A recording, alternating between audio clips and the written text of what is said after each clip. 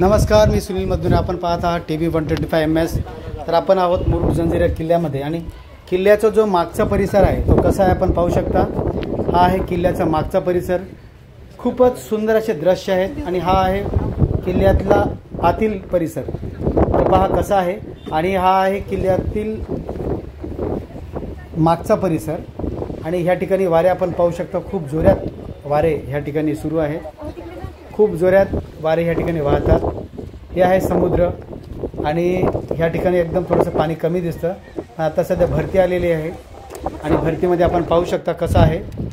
आणि या ठिकाणी खूप सारे हजारोच्या संख्येने पर्यटक ह्या ठिकाणी आलेले आहेत. दररोज हजारो लाखोच्या संख्येने पर्यटक या ठिकाणी येत असतात. आपण पाहू शकता हा जो आहे मागचा परिसर आहे कसा आहे.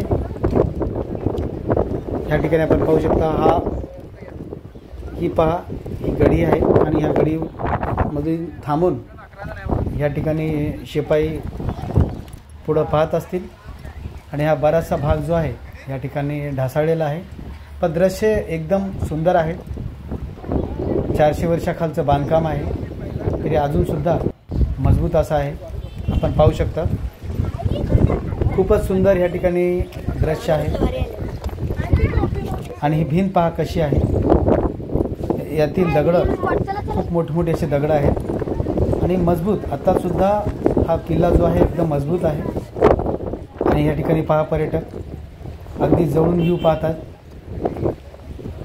सगळे पर्यटक आहेत आणि जवळून व्ह्यू पाहण्याचा प्रयत्न करतात. या ठिकाणी खूप सारं फोटो सेशन सुरू आहे प्रेक्षकांचं. तर आपण पाहू शकता पर्यटक आहेत. सॉरी मी प्रेक्षक म्हणालो पण आपण म्हणजे पर्यटक आहेत आणि हे पाहण्यासाठी आलेले आहेत. आणि ही आतील स्टॉल आहेत जे की पाणी वगैरे सगळ्याच गोष्टी ह्या ठिकाणी मिळतात आपल्याला. हा मागचा परिसर आहे कसा आहे पहा. आणि ही वरती जायची लाईन आहे. आणि ह्या ठिकाणी आपण पाहू शकता पर्यटक आहेत.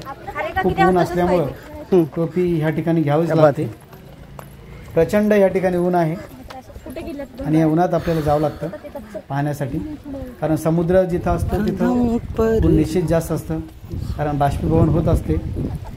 त्यामुळे उन्हाची तीव्रता त्या ठिकाणी जाणवतेच आपल्याला.